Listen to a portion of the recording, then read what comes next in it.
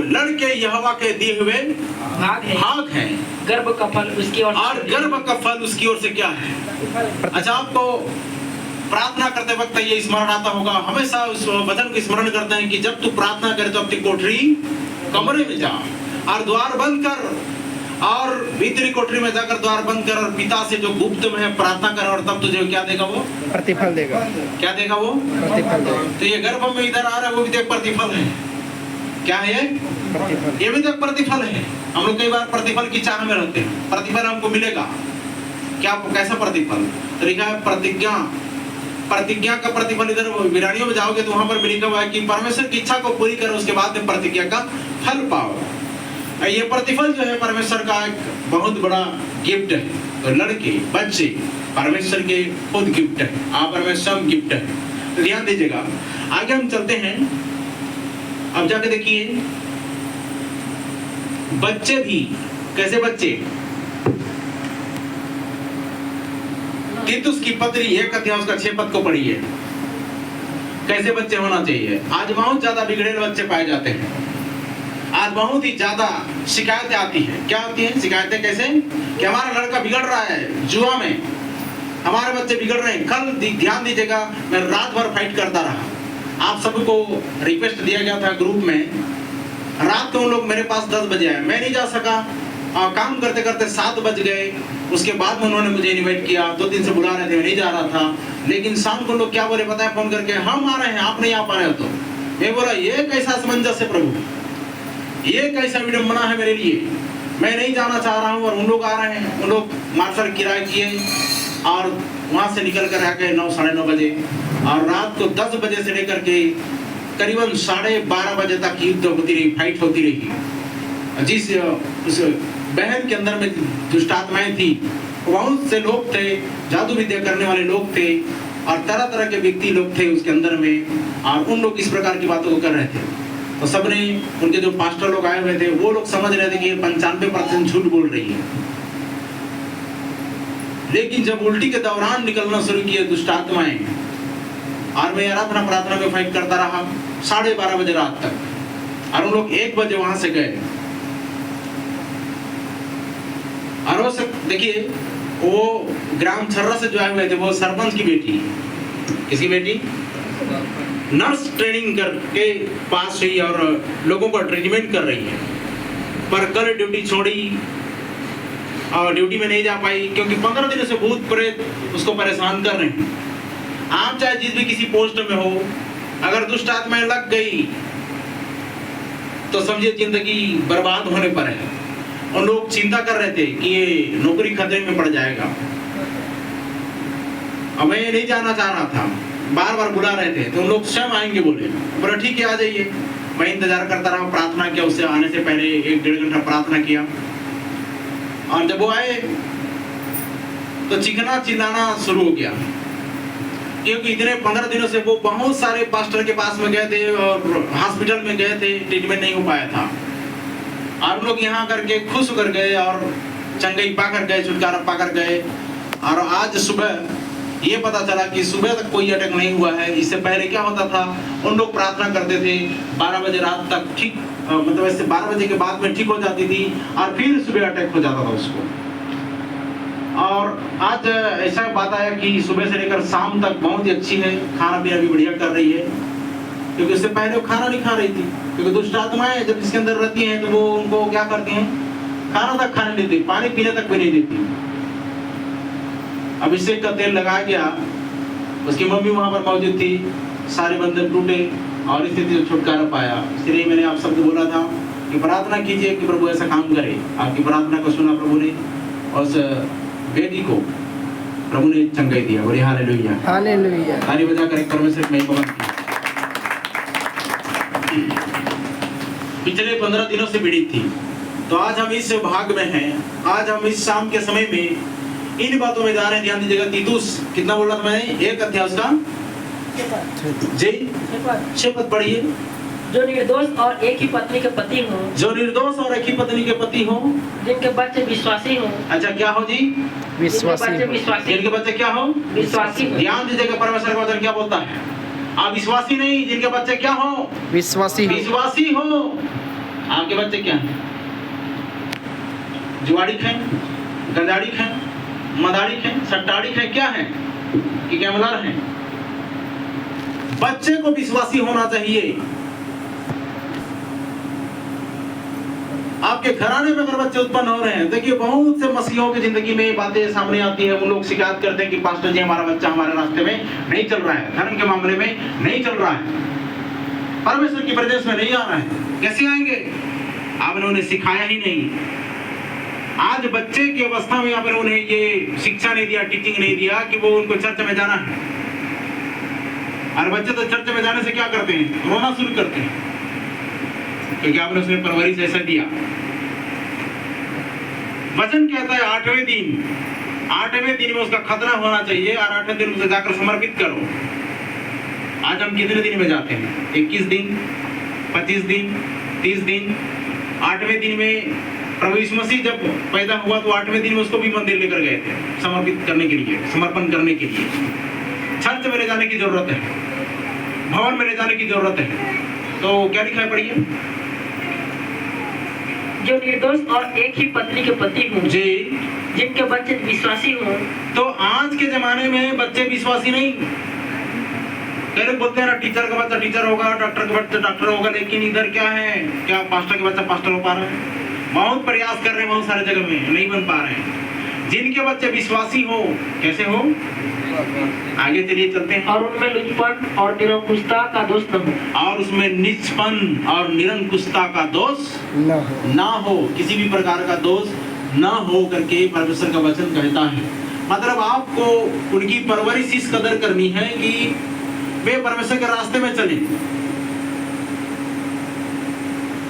वे परमेश्वर की आराधना करें। आज कितना डिफरेंट हो गया लोगों की जिंदगी में। आइसक्रीम खाने के लिए 50 रुपए देते हैं, लेकिन भेंट चढ़ाने के लिए 10 रुपए देते हैं। कितना देते हैं? सिक्का देते हैं, 5 रुपए देते हैं, 10 रुपए देते हैं चर्च में। अरे चर्च में उनको दान देना सिखाइए, 50 रुपए तक सिखाइए। लेकिन आइसक्रीम खाने के लिए उल्टा हो जाता है ना, आइसक्रीम खाने के लिए 50 देंगे और भेंट चढ़ाने के लिए 10। कितना हम परमेश्वर की उपस्थिति में पक्षपात किए जा रहे हैं, बहुत सारे मामलों में। एक ही मामलों में नहीं बोल रहा हूं। चलिए आगे देखते हैं। तो बच्चे क्या होना चाहिए? बच्चे विश्वासी होना चाहिए। और बच्चे आज विश्वासी नहीं बन के क्या कर रहे हैं? फिरहारी कर रहे हैं, लफंगाई कर रहे हैं। बोलते हैं ना, ये लुच्चा है, ये लफंगा है, वो निरंकुशता। ये लिखा क्या लिखा है उसमें? लुचपन और निरंकुशता का दोष ना हो। बच्चों की परवरिश ऐसी होनी चाहिए कि वो क्या करें? परमेश्वर के रास्ते में चलें। और जाकर देखिए वचन के सारांश को पढ़िए। रिबका ने याकूब को जबरदस्त टीचिंग दी। उसके बाद उधर और जाकर देखिए, ऊपर में अब्राहम की पत्नी जो सारा थी, वो इसहाक को जबरदस्त टीचिंग दी, इसलिए वो उसके रास्ते पे चलना शुरू कर दिए। आगे चलिए पढ़ते हैं। पहला तीमुथियुस उसका 3 अध्याय उसका 15 पद। पहला तीमुथियुस 3 का 15 जी, कि यदि मेरे आने में देर 2 का 15 पढ़िए। देखिए स्त्रियों के बारे में बोला जाए, स्त्री बच्चे जन्मने के द्वारा क्या पाएंगी? उद्धार पाएंगे। तो बहुत सी स्त्रियां क्या करती हैं कि जैसा भी पाए वैसा बच्चा उत्पन्न करा देती हैं। तो जैसा भी पाए वैसा बच्चा उत्पन्न हो जाएगा तो उद्धार होगा क्या? ये किसके बारे में बोला जा रहा है? बाइबल क्या अनाप शनाप बच्चे के बारे में बोलेगा? नहीं। वैसे तो जन्म दिए, रिबका ने भी जन्म दी एसाव को, उधर और जाके देखिए हवा ने भी जन्म दी कैन को, लेकिन क्या वो वारिस हो पाया? नहीं हो पाया। तो यहाँ पर बात आती है कि परमेश्वर के बच्चे, किसके बच्चे? परमेश्वर के बच्चे जन्मने के द्वारा। देखिए शुरुआत में परमेश्वर ने ये नहीं चाहा था कि स्त्री गर्भ की पीड़ा सहे, क्योंकि खाया मुंह ने, और दोष कैसा आएगा गर्भ को?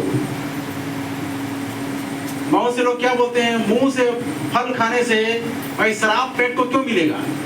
मुंह को मिलना चाहिए ना, आंख के बदले आंख और दांत के बदले मुंह ने खाया तो मुंह को दंड मिलना चाहिए। लेकिन परमेश्वर का यहाँ ऐसी बातें कैसी थी? क्योंकि वो जानता था कि ये लोग गलती करेंगे, इसलिए बोला था तेरी गर्भ की पीड़ा को क्या करूंगा मैं? बढ़ाऊंगा। और जब वो पीड़ा हुई तो हवा की जान जाने वाली जैसी परिस्थिति थी। लेकिन वो चाहता तो जी। अगर चाहता तो बोल भी तो सकता था कि यीशु के नाम में तू गर्भवती हो जा। कौन? आदम चाहता बिल्कुल सुनिए, ध्यान दीजिएगा, आदम बोल सकता था, ये इनका कहना सही है। देखिए, इससे पहले आदम क्या करता था? पेड़ों को बोलता था पेड़ सरक कर जा, और आदम बोल सकता था कि हवा तू गर्भवती हो। क्योंकि देखिए इधर आकर देखेंगे, एंजल को देखेंगे, स्वर्गदूत को देखेंगे, जिब्राइल स्वर्गदूत क्या बोलता है। इधर आकर देखिए, एक अध्याय मत्ती सुसमाचार में 18 पद में 21 पद में एंजल आता है और बोलता है कि मरियम तेरी जय हो। एक ऐसा अभिवादन सुनकर वो घबराई और वो बोलती कि ये कैसा अभिवादन है।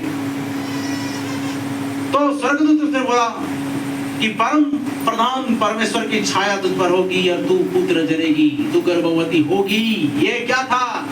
ये बोलने के द्वारा जन्मने वाले बच्चे थे। बोले हालेलुया। हाँ, वो नहीं था, शारीरिक रिलेशनशिप में जन्मने वाले बच्चे नहीं। लेकिन अगर परमेश्वर के स्वरूप समानता में आदम को बनाया गया था, वो भी बोल सकता था। वो भी बोल सकता था, उसके पास अधिकार था, लेकिन वो बोला नहीं।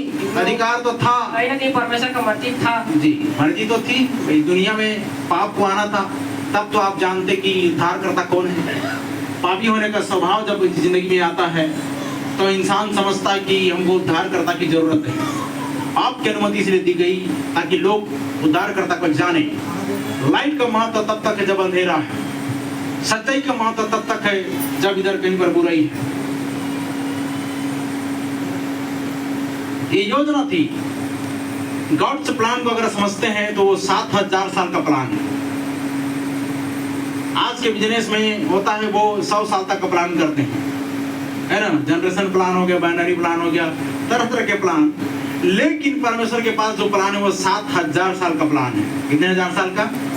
6000 से ऊपर हम लोग चले जा चुके हैं और अब आने वाला आएगा, अब देर नहीं करेगा। तो चलिए तुरंत हम लोग जाते हैं कि जो गर्भ जो दिखाई दे रहा है वो कहने का मतलब था कि वो खेत को दर्शाया।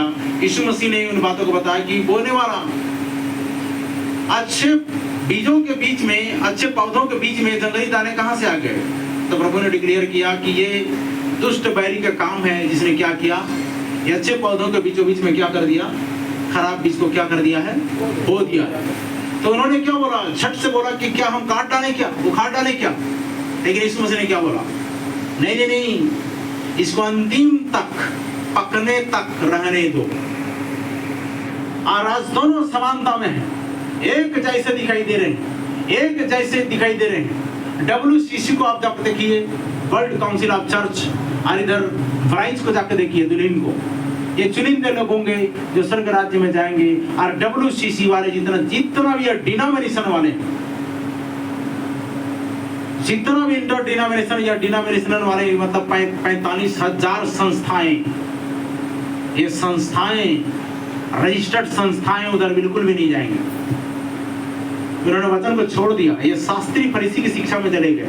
तभी बोलते हैं प्रभु तुम मनुष्य की आज्ञाओं को धर्मोपदेश करके क्या करते हो? सिखाते हो। ये आराधना कर रहे थे लेकिन परमेश्वर की मर्जी के बगैर कर रहे थे। हाबिल ने किया तो परमेश्वर की मर्जी के अनुसार किया, याकूब ने किया तो परमेश्वर की मर्जी के अनुसार किया। याकूब के साथ इधर आकर देखिए, जब वो धोखा दे रहा था तो उसके साथ भी धोखा हो रहा है।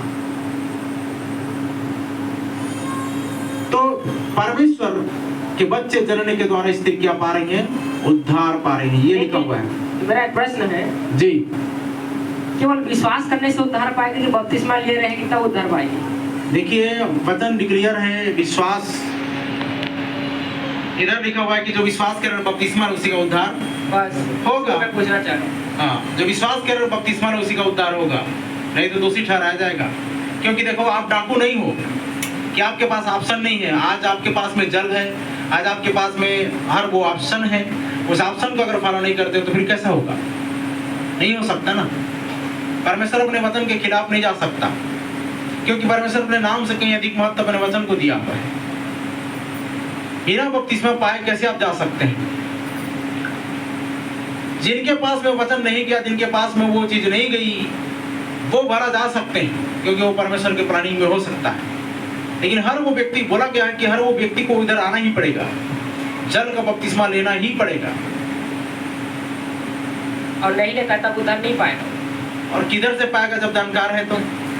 मान के चलो कि अब ये भी जो जन्म लिया हुआ है और प्रभु यीशु मसीह आ रहा है, तो उसके लिए तो कोई ऑप्शन नहीं है, उसको नहलाने धुलाने वाला कोई प्रक्रिया है ही नहीं, वो तो बदल जाएगा। मतलब केवल विश्वास करने से काम चलने वाला नहीं। विश्वास करने से कहां से काम चलेगा? याकूब ने क्या डिक्लेयर किया है? क्या तुम्हारा ऐसा विश्वास जो कर्म न करता हो, क्या ऐसा विश्वास तुम्हारा उद्धार करा सकता है? नहीं। कर्म बिना विश्वास तो क्या हुआ है? मारा हुआ है। तो भाई मारा हुआ चीज में कोई जीवन होता है क्या? नहीं ना। तो यो मरे हुई दशा में आप कैसे कर सकते हैं कि उसमें जीवन आ जाएगा? तो चलिए वचन को पढ़िए, क्या लिखा है? तो भी स्त्री बच्चे जनने के द्वारा उद्धार पाएगी। तो भी स्त्री बच्चे जन्मने के द्वारा क्या पाएंगी? उद्धार पाएंगी। संयम सहित विश्वास, प्रेम और पवित्रता में स्थिर। संयम सहित विश्वास, प्रेम और पवित्रता में स्थिर रहे। पवित्रता में स्थिर रहे तो, नहीं तो आज तो डगमगा रहे हैं, उनको बोलने से भी नहीं मान रहे हैं। पिछले दिनों में आपको मालूम होगा हमारी मंडली में एक क्या आए थे,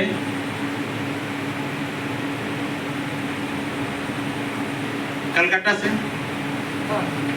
जी, अभी जाके वो दिल्ली में दूसरा शादी करके घूम रही है।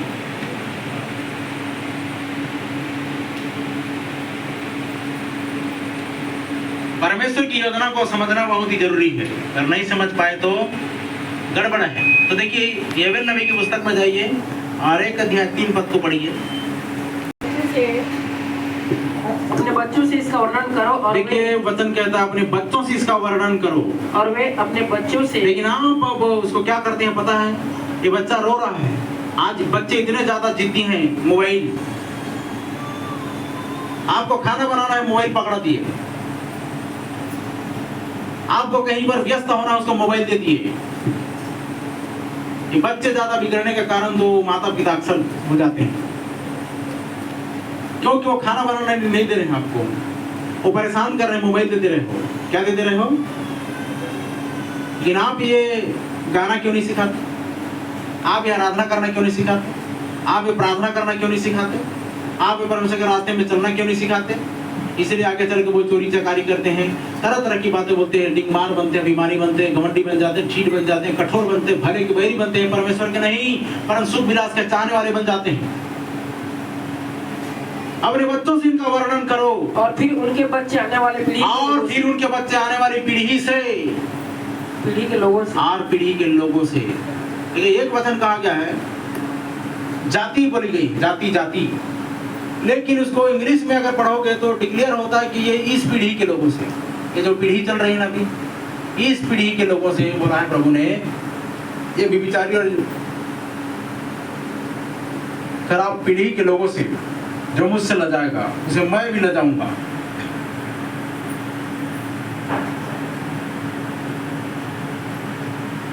तो समझ में आ रहा है आने वाले बच्चे क्या करें, इसका वर्णन करें। आप अपने बच्चों से इसका वर्णन करो और वे बच्चे आने वाले जो बच्चे हैं उनसे वर्णन करें। मतलब ये पीढ़ी दर पीढ़ी चलते रहना चाहिए। आप जान गए, आपका बेटा को भी जानना है, उसके आने वाले बेटे को भी जानना है। ये पीढ़ी दर पीढ़ी इस रीति से मल्टीप्लाई होते जाना चाहिए, अन्यथा कोई मतलब का नहीं है। क्योंकि देखिए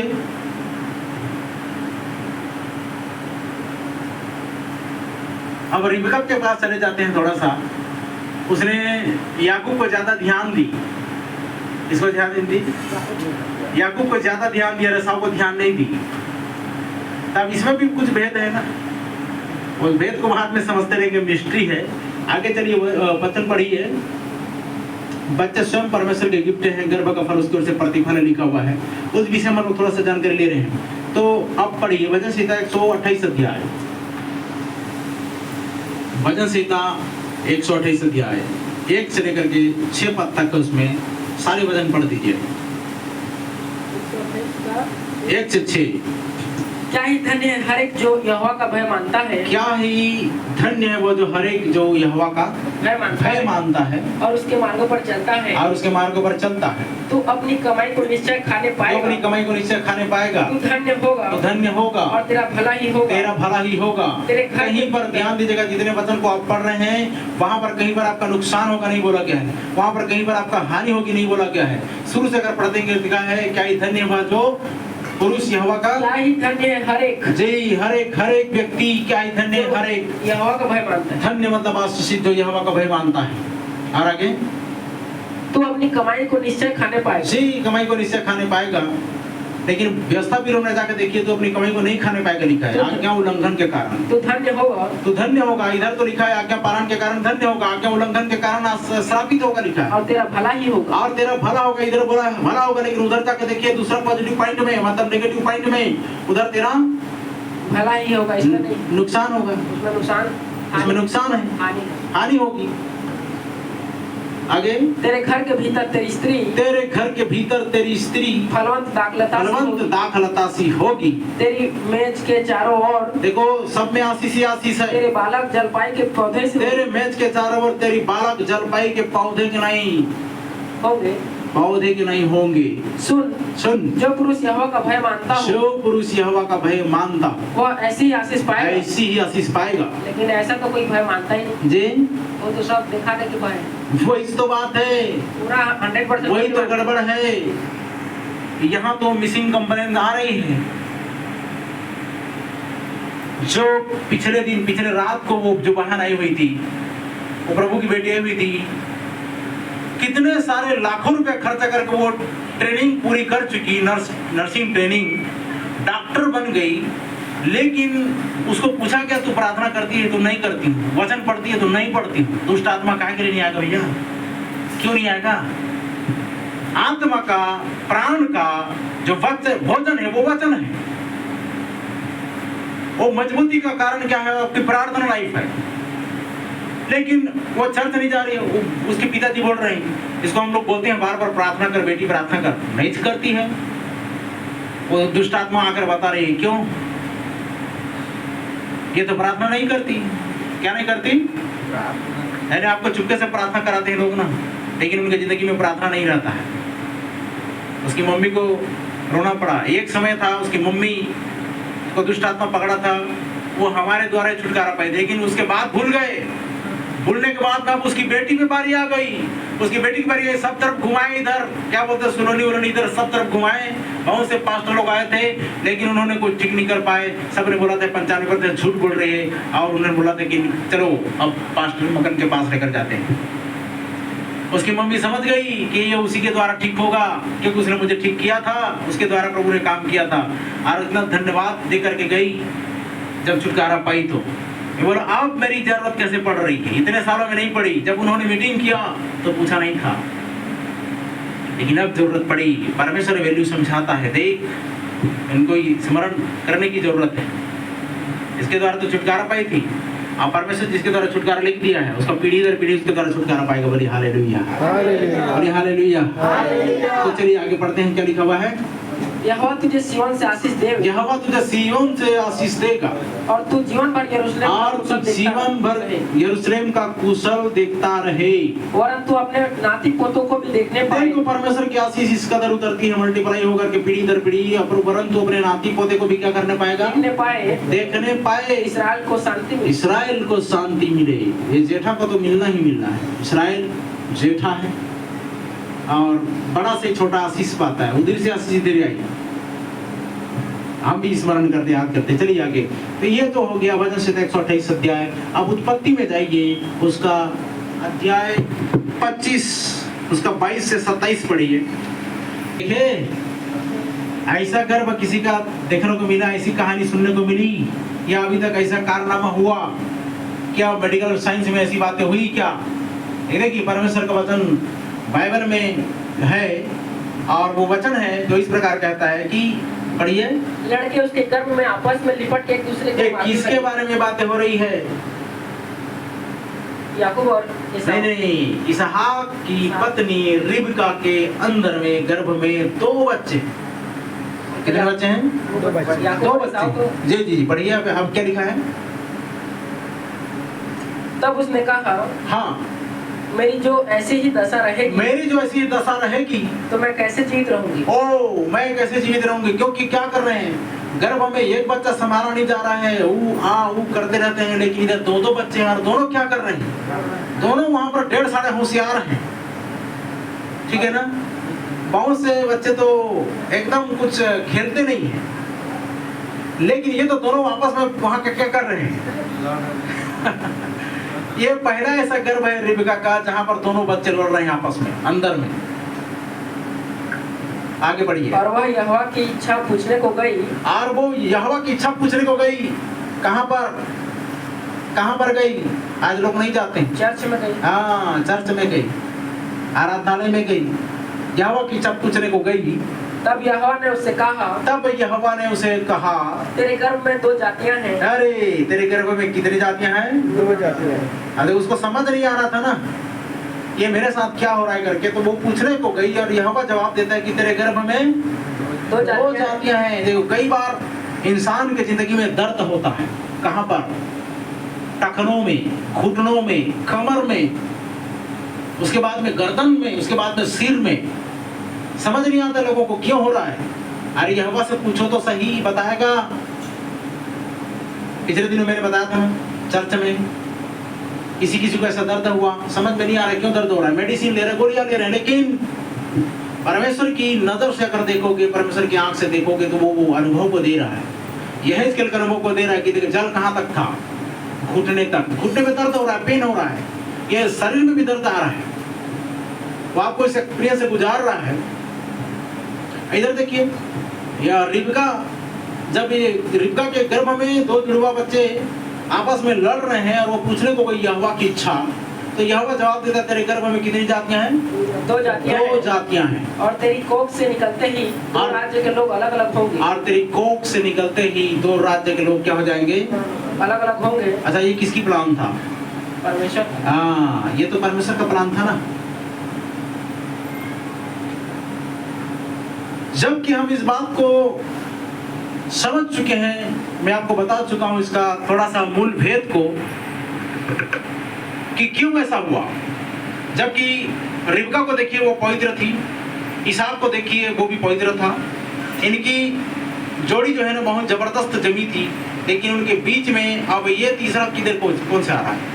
एसाव किधर से आ रहा है? रुआर पुरुष। दोनों तो पवित्र हैं और पैदा कैसे हुए? कहीं परमेश्वर के डिजाइन है ना, परमेश्वर की प्लानिंग है ना, तभी तो बोल रहा 2 जातियां हैं और जब ये गर्भ से निकलेंगे तो 2 राज्य के लोग अलग अलग हो जाएंगे। आगे बढ़िए।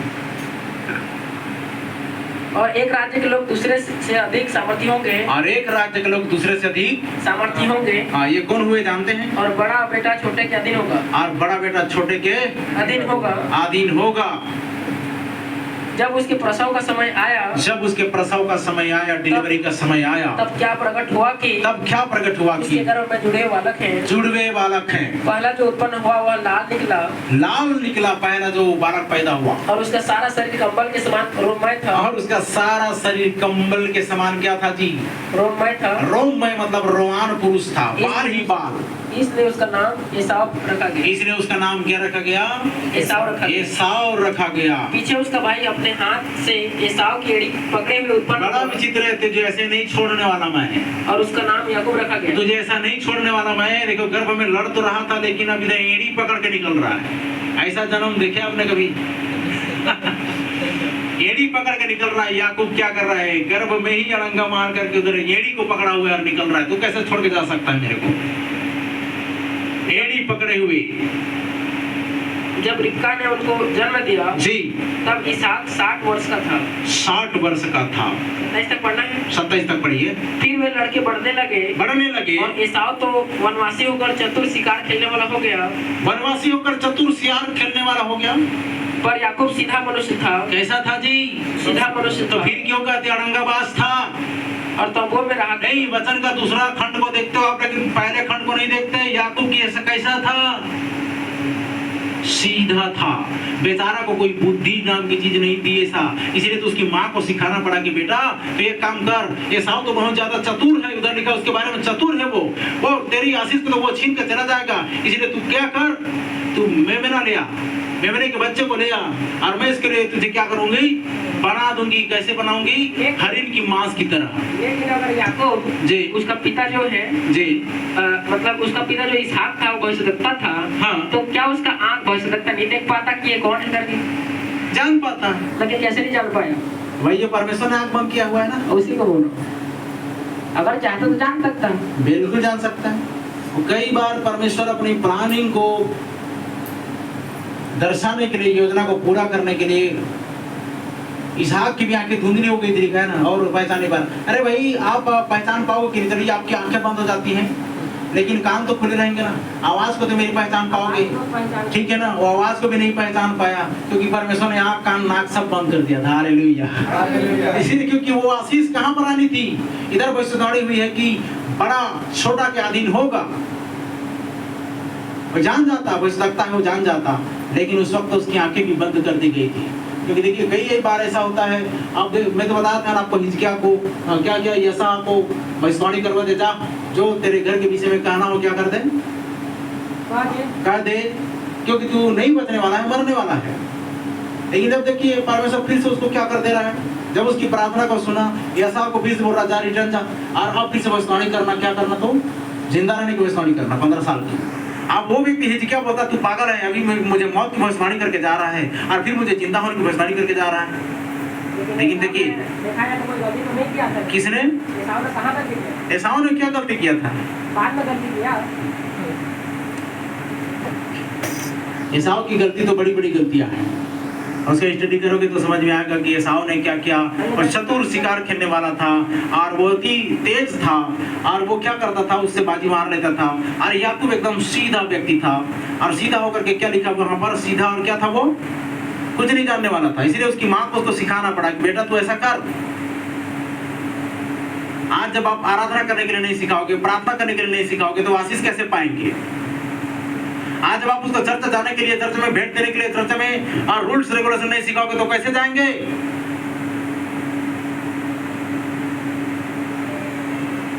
आपने उनको चर्च के बारे में कुछ रूल्स फॉलो किया, करवाया ही नहीं, आप खुद नहीं जा रहे तो वो क्या जाएंगे? आप खुद उनके सामने में घुटना टेकर प्रार्थना नहीं कर रहे हो, आप मोबाइल में बिजी हो जा रहे हैं, तो वो कैसे करेंगे प्रार्थना? आपको देख रहे हैं मोबाइल चलाते हुए, तो वो भी मोबाइल चलाने के लिए क्या करेंगे, इच्छा करेंगे। आप 1:30 बजे रात, 2 बजे रात तक मोबाइल देख रहे हो, तो वो भी क्या करेंगे, वैसा वो भी करेंगे। हमारी मम्मी तो ऐसा करती है, हमारे पापा तो ऐसा करते हैं। ये कैसी परवरिश है? खुद, इसीलिए बोलते हैं खुद को अपडेट करना बहुत ही जरूरी है।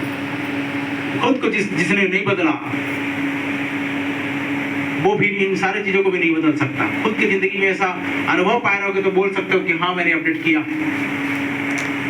मैंने संघर्ष किया, मैंने स्ट्रगल किया, मैंने इन चीजों के लिए मेहनत किया, उसके बाद प्रतिफल नहीं मिलता तो आप यहोवा को बोल सकते हो और वो उसके लिए फिर उपाय करेगा। ऐसे बहुत सारे स्त्रियों ने क्या किया पता है, अपने बच्चों को गंवा दिए। अब जाके देखिए सुनिमिन को, सुनिमिन के लिए भविष्यवाणी किया, एलीशा ने भविष्यवाणी किया, लेकिन वो बच्चा उधर क्या हो रहा है, मर रहा है, क्योंकि उसने समर्पित नहीं की थी। इधर और जाकर देखिए विधवा की बेटे को, एलिया के समय में आशीष जबरदस्त थी उनकी जिंदगी में, लेकिन वो भी क्या हुआ, मेरा सिर करके मर गया होता। इधर जाकर देखिए दाऊद को एक संतान उत्पन्न हुआ और उधर वो मरना चला, उसके लिए उपवास कर रहे, प्रार्थना कर रहे, फिर भी वो नहीं बच पाया।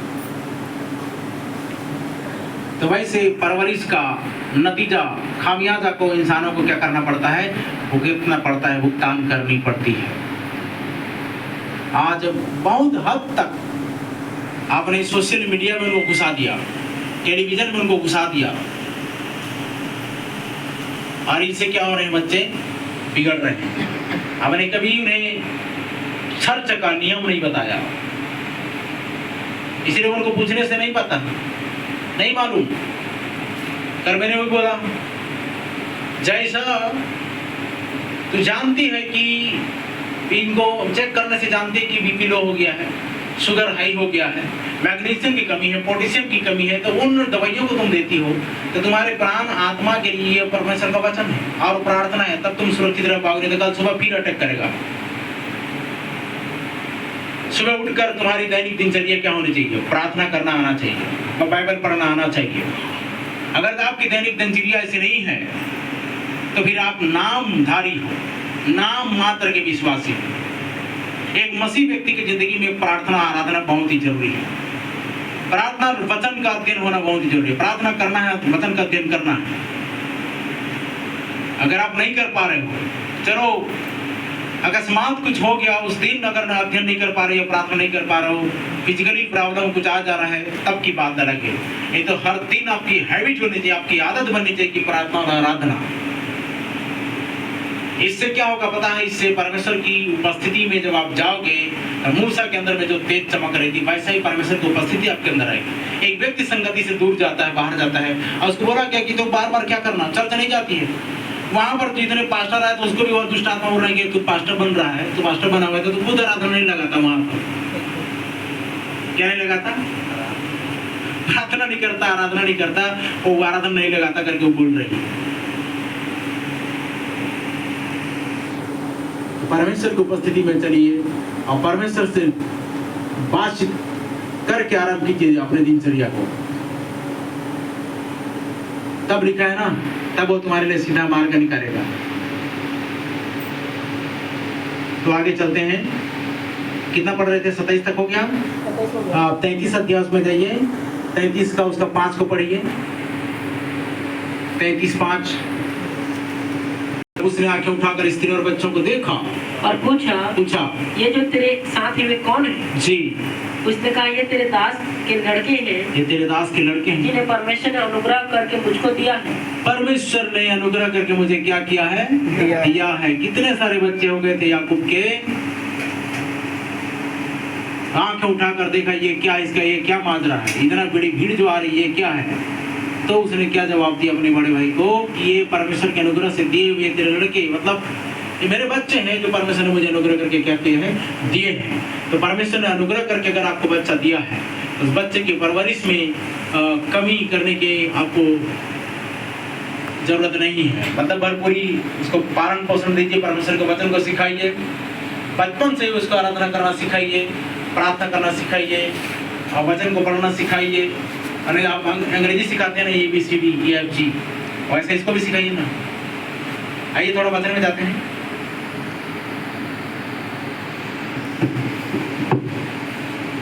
कितना पढ़ रहे थे? 33 से 5 जी। अब चलिए जाइए लैब व्यवस्था 12 अध्याय उसका 3 पद। देखिए वहां पर कैसा नियम था। का खतना किया जाए, लड़के का खतना किया जाए। आप कैसे करोगे? आज भी ये मुस्लिम कौम जो है ये खतना का प्रोसेस को करते थे हम लोग।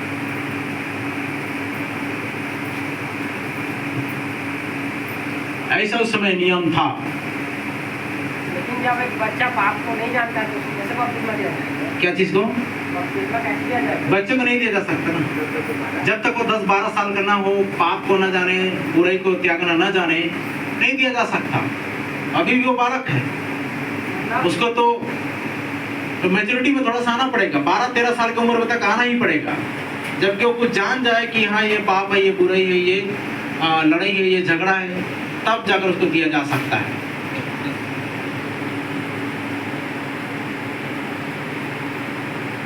आठवें दिन का जिक्र इसलिए आया। अब मैं नया नियम में जाता हूँ, 8वें दिन का क्यों जिक्र आया? रूत की पुस्तक में जाइए, 4 अध्याय उसका 17 पद पढ़िए। और उसकी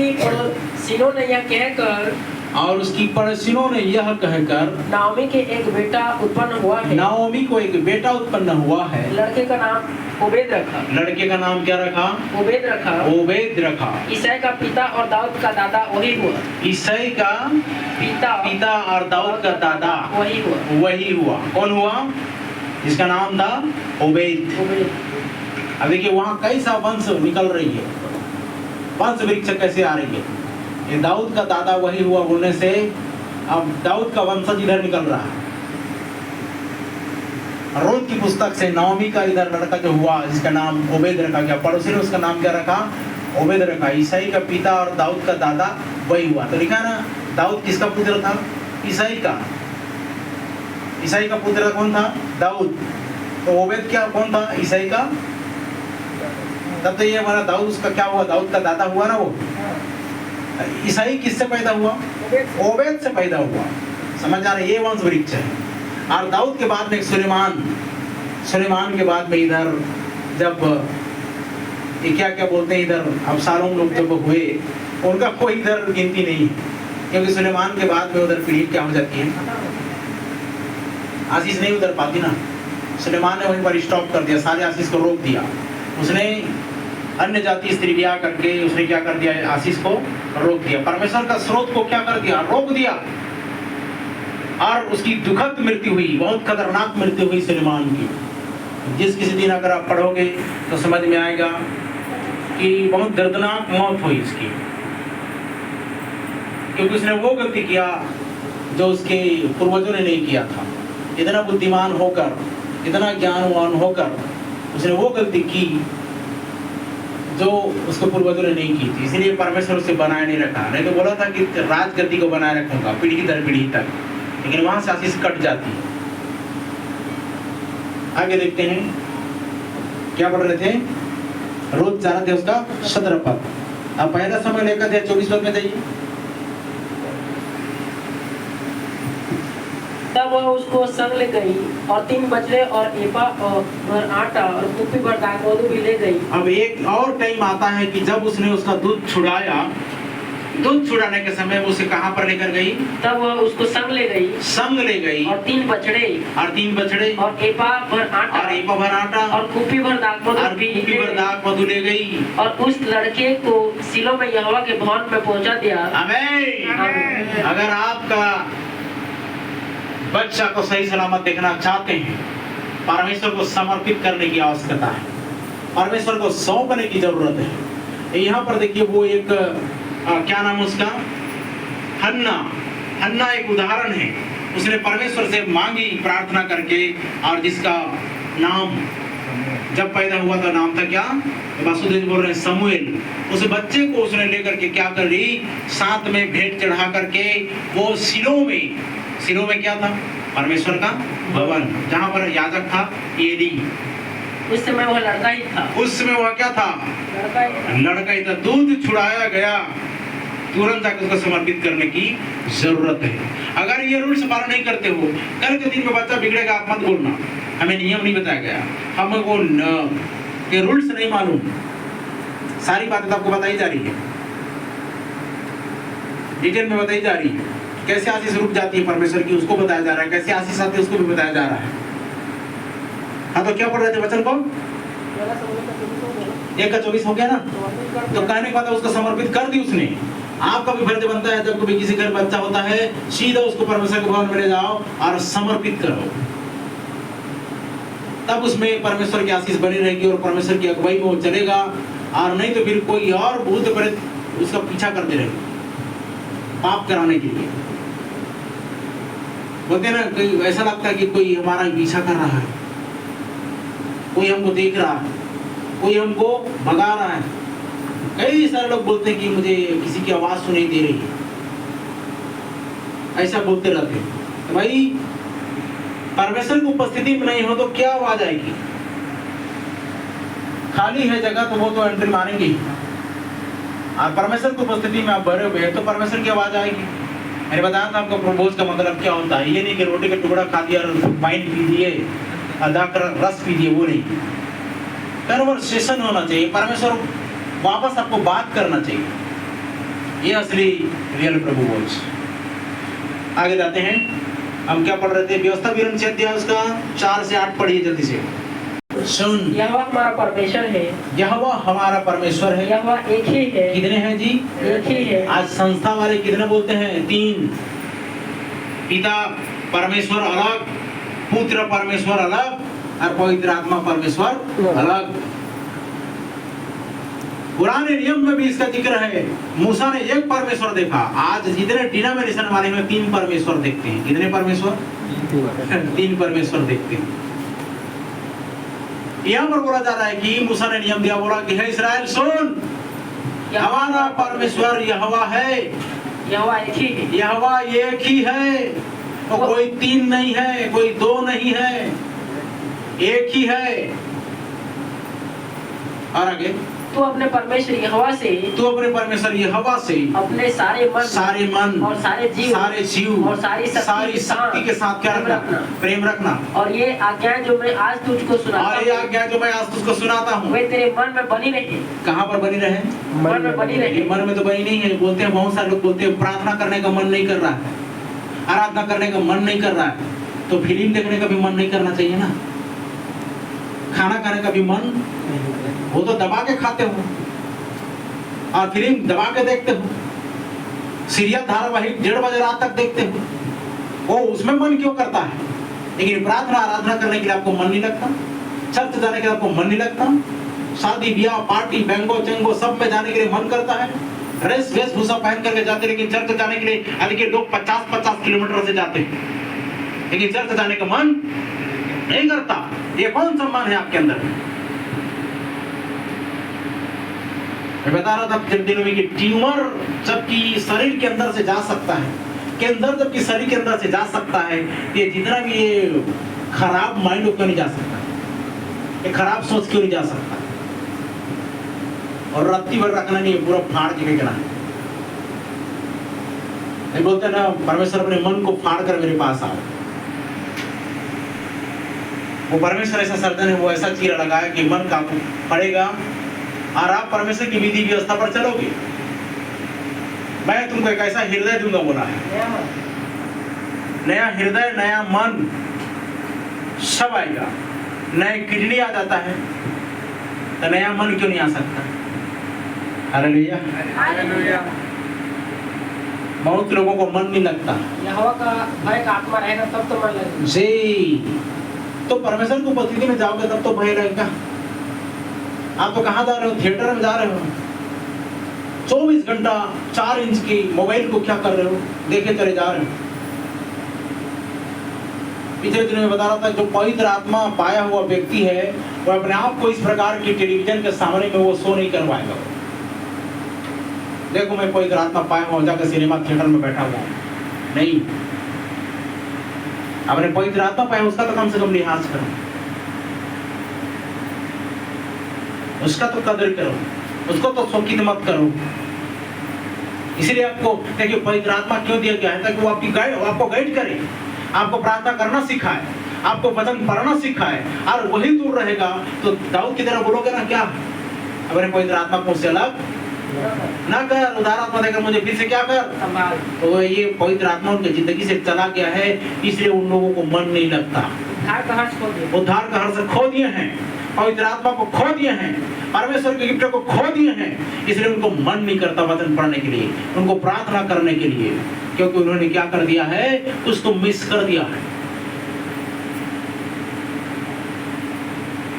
तो पढ़िए आगे। और तू इन्हें अपने बाल बच्चों को समझाकर सिखाया कर। आप देखिए बड़ों की जिम्मेदारी क्या बनती है? आप तो इन्हें क्या करना? अपने बाल बच्चों को पढ़कर समझाकर सिखाया करना। और घर में बैठे मार्ग पर चलते लेटते उठते इनकी चर्चा क्या करना? उठते तो चर्चा नहीं करते, उठते तो प्रार्थना नहीं करते। शाम को जरूर प्रार्थना हो रहा है, उठते क्या नहीं हो रहा है?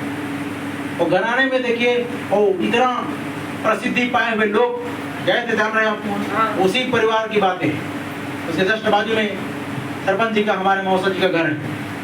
आज कोई आराधना प्रार्थना नहीं कर रहा, तो बच्चे किधर जा रहे हैं? अरे भाई उपलब्धि पाए, मैं बता रहा था ना संडे को, जब उपलब्धि पाते जाते हैं लोग, संतान पाते जाते हैं लोग, नौकरी पाते जाते हैं लोग, तो उतना परमेश्वर से दूर हटते चले जाते हैं। नहीं मिलता रहता है, नहीं मिला रहता है तो वो और नजदीक रहते हैं। उपवास करेंगे, प्रार्थना करेंगे, गिड़गिड़ाएंगे, एक बार में 3-3, 4-4 बार प्रार्थना करते हैं, मिलने के बाद में जोश ठंडा हो गया। अरे आओ जाओ धन्यवाद करना और देना। लेकिन जैसे फैसिलिटी आती जाती है, लोग क्या करते जाते हैं? परमेश्वर से दूर चले जाते हैं, दूरी बनाते चले जाते हैं। तो बोला गया आज से अगर आराधना प्रार्थना घर में शुरू नहीं करोगे तो वहाँ भूत प्रेत का अड्डा होगा। वो बोल रही थी जो आई थी उसके अंदर में, मैं तो इसका सेप्टिक को अपना क्या बनाई हूँ? अड्डा। ये सेप्टिक में जाती है, उसी वक्त मैं इसको क्या करती हूँ? पकड़ती हूँ। वहाँ पर मैंने एक मटिया पोस के रखा है। क्या पोस के? पालन पोषण करके रखा हो। देखो उसको निशान दिया था, 3 दिन पहले निशान दिया था। क्या ये सही है? तो बोलती हाँ सही है। वो तो खुद बता रहे हैं कि देखो मैं यहाँ पर हूँ करके बता रहे हैं। ये बोला परमेश्वर की गिनती पहले पूरा कर। नहीं तू तो जानता है, तू बताना।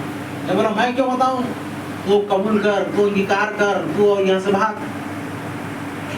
12:10 करीबन 12:15 में वो पूरी रीति से चली गई और उसके बाद अभी तक तो शिकायत नहीं आया है।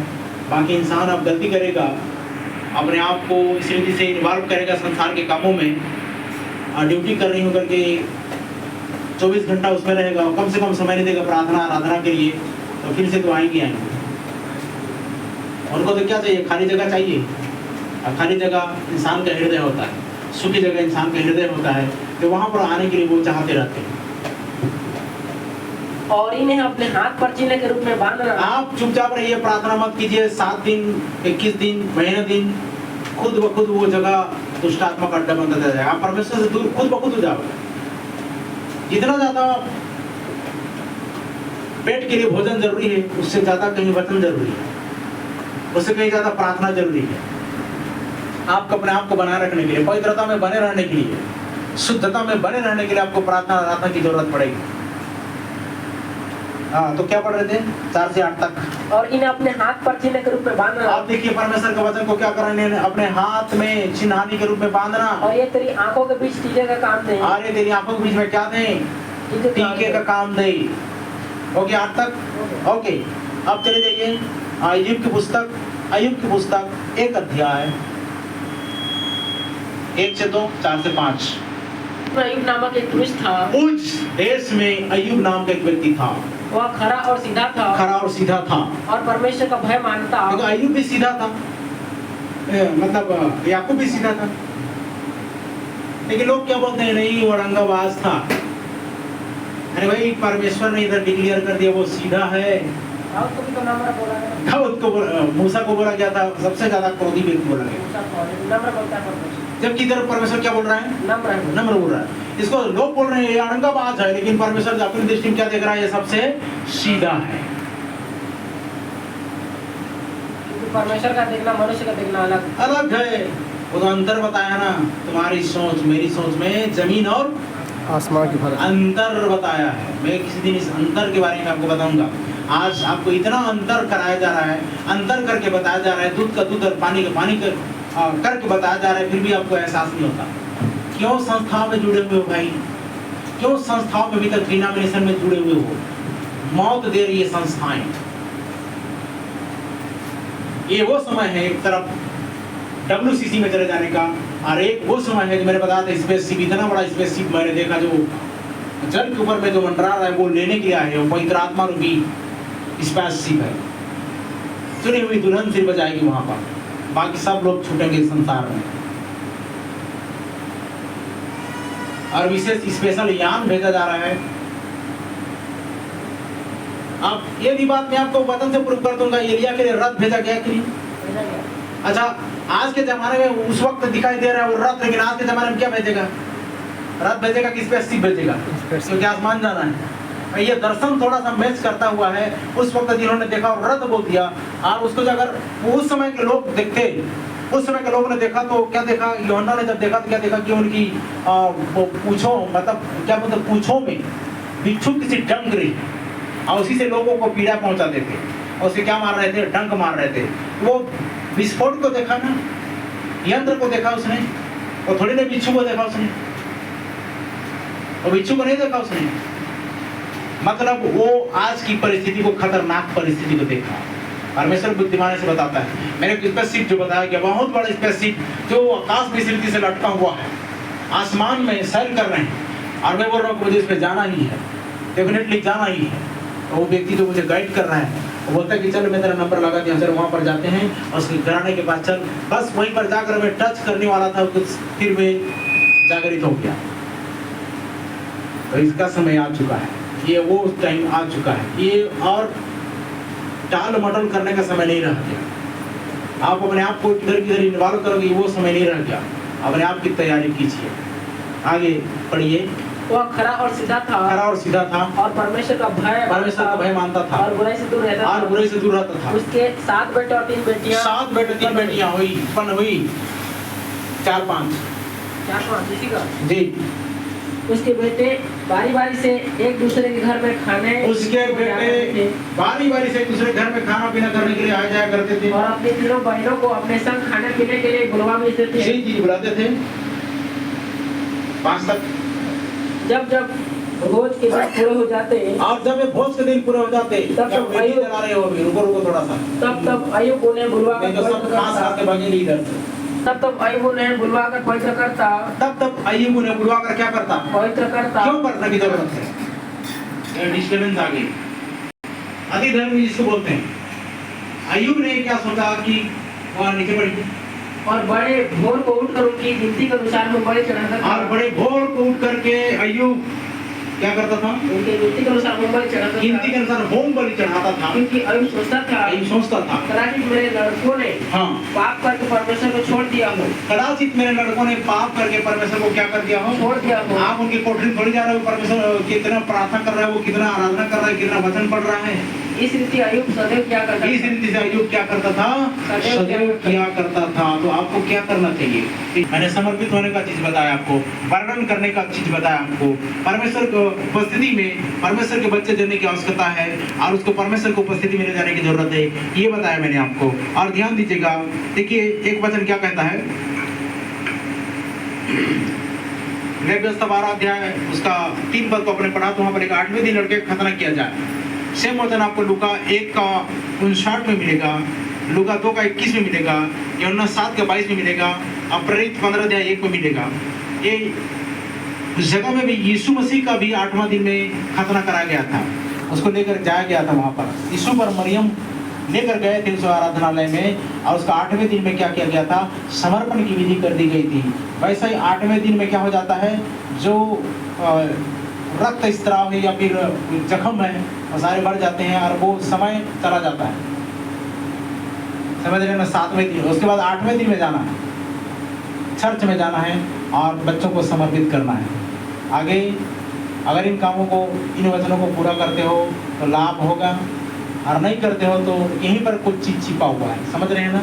आज्ञा पालन में आशीष है, आज्ञा उल्लंघन में श्राप है। तो ध्यान दीजिएगा, हमने इस सारे वचन को पढ़ा है। एक बार देखते हैं नीति वचन 22 का 6 और 22 का 15 और 23 का 13, जल्दी पढ़िए। परमेश्वर का वचन तो सिखाया नहीं, परमेश्वर का आराधना करना सिखाया नहीं, चर्च जाना तो सिखाया नहीं, तो कल के दिन में आप बच्चों से कैसे उम्मीद करते हो कि हमारे बच्चे चर्च जाएंगे? भाई तुम नहीं गए तो चर्च कौन लोग क्या जाएंगे? क्यों जाएंगे उन लोग? तुम आराधना नहीं कर रहे तो उन लोग कैसे करेंगे? आज माता पिता बहुत ज्यादा बच्चों को बिगड़ने का जिम्मेदार बन गए और बोलते हैं हमारे बच्चे कहना नहीं मानते। भाई तुम खुद तो कहना मानो परमेश्वर का, तब बच्चे भी मानेंगे। हालेलुया। सही कि गलत है? आप खुद नहीं मान रहे हो, बोलते हमारे बच्चे माने। भाई तुम नहीं मानो तो बच्चे कैसे मानेंगे? परमेश्वर को सिखाने का ये तो तरीका है, क्योंकि क्या बोला उसने, अगर तुम उसे बैर रखते हो तो मैं तुम्हारे बेटे, तुम्हारे पोतों तक भी इतरों का क्या करता हूँ। अगर तुम उसे प्रेम करते हो तो मैं हजारों पर भी करुणा करूंगा। बोले हालेलुया। तो उसके बाद में 22-15, 22 कितना तक रहा? 6, 22-15 रही 22 का 15। हाँ। लड़के के मन में मूर्ता की गांठ बंधी रहती है, जी, परंतु अनुशासन की छड़ी के द्वारा वह खोलकर उसे डिसिप्लिन, अनुशासन की छड़ी के द्वारा खोला जाता है। लड़के को अनुशासन देना, और क्या लिखा है? लड़के की ताड़ना न छोड़ना। भाई ये 23 का 13 पढ़ी जल्दी से। लड़के की ताड़ना न छोड़ना, जी, क्योंकि यदि तू उसको छड़ी से मारे तो वह न मरेगा, नहीं मरेगा, परंतु तू उसको शनि से मारकर हाँ, उसका प्राण अधोलोक से बचाएगा। उसका प्राण को कहाँ से बचाएगा? अधोलोक से इसका बचाएगा। मतलब आप ही जिम्मेदार उसको प्राण को अधोलोक में ले जाने के लिए। तभी परमेश्वर का वचन आपको चेतावनी दे रहा है कि ऐसा करके तू उसका प्राण को क्या कर रहा है? नहीं, मैं बहुत लाड प्यार से पाला हूँ, ये इकलौता मेरा बेटा है, मैं इस पर छड़ी नहीं चलाऊंगा। आप दुश्मन बन रहे हो उसका, आप उसके प्राण के लिए जिम्मेदार हो। इधर वचन बोलता है लड़के की ताड़ना न छोड़ना, लड़के को छड़ी से मारना। ऐसा करके तो क्या कर रहा है? उसको, उसका प्राण को कहाँ से बचा रहा है? क्या आपको ये सब शिक्षा नहीं देने की वजह से वो प्राण अधोलोक में जाएगा तो उसका लेखा कौन देगा? आपको देना पड़ेगा ना। छड़ी से मारना पड़े तो छड़ी लगाइए पैर में, लेकिन उसका ऐसा करके उसका प्राण को अधोलोक से बचा रहे हो। अगर नहीं कर रहे हो ऐसा तो आप उसका बैरी बन रहे हो और उसका प्राण अधोलोक में जा रहा है।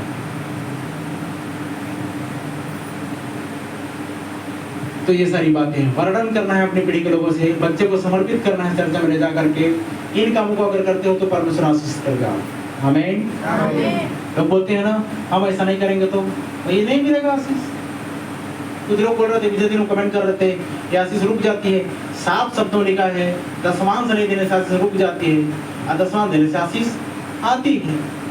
तो वो कमेंट करके बोल रही थी क्या कि आशीष रुक जाने वाली और शराब पाने वाली बातें विश्वास नहीं करती। तो भाई पूरे वचन को विश्वास मत कर। क्या जी सही है कि गलत है?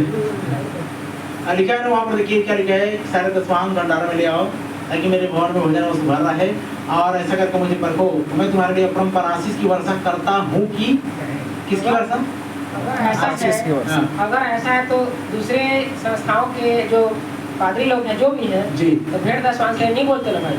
हाँ सभी नहीं बोलते एक लाइन में। हाँ जब नहीं देना है करके। हाँ नहीं देना करके, जी, जी, कुछ जी। बोलते रहे कि नहीं कुछ नहीं होगा करके। हाँ बहुत गलत सिखाते हैं ना। हमारे में उसको ऐसे हुआ है, एक जन दशमान दे रहा था। हाँ अब न जाने वो अपना हमारा भाषा कहाँ पर क्या लिखा है, क्या अपना जाने वो जी मैंने लोगों का दशमान बोला।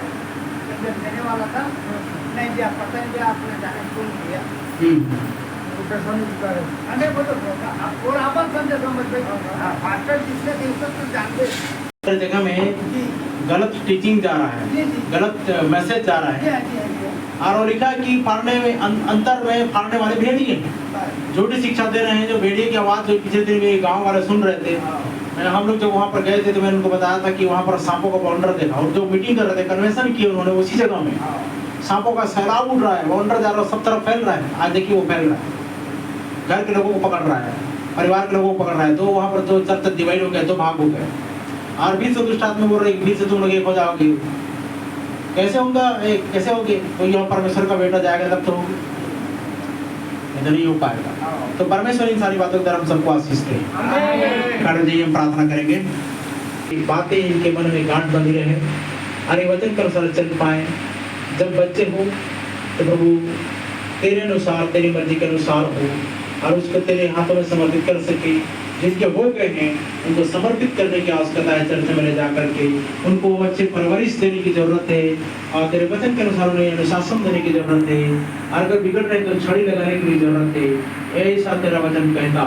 और हम उनके प्राण के अधोलोक में जाने का कारण ना बने, परंतु प्रभु उनके प्राणों का उद्धार का कारण बने, उनके जीवन का और स्वर्ग राज्य में जाने का कारण बने। तो तैयार कर लिया है, और सामर्थ्य पवित्र पिता परमेश्वर इस अंतिम समय में ये उस बात को देखने पाए, इसमें से चुनिंदे लोग बाहर यीशु के नाम से छुटकारा। प्यारे पिता परमेश्वर, सारे लोग घराना आशीषित होने पाए। जितने लोग अभी भी प्रार्थना में पिछड़ रहे हैं, जितने लोग आराधना में पिछड़ रहे हैं, जितने विश्वास में पिछड़ रहे हैं, बपतिस्मा में पिछड़ रहे हैं, उनके लिए हाय हो जाएगी।